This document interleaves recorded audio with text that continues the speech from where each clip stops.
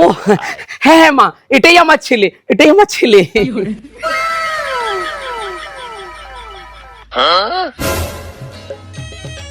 মা আসো আসো, বসবে, এসো এসো এসো এসো।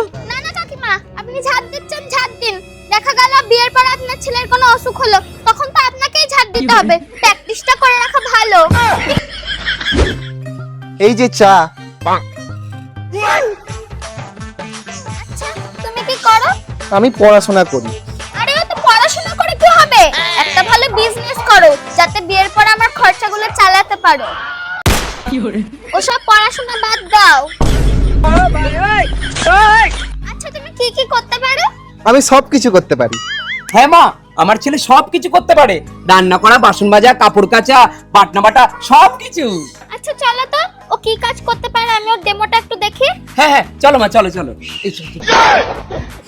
ও মা, কি টিঙ্গার মেয়েকে সব ঘরের কাজ করে দেখাতে বলছে। আরে কিছু করার নেই, এখন মেয়ে পাওয়া যাচ্ছে না, যা বলছে সেটা করে দেখিয়ে দে। চ চ চ। ঠিক আছে ঠিক আছে।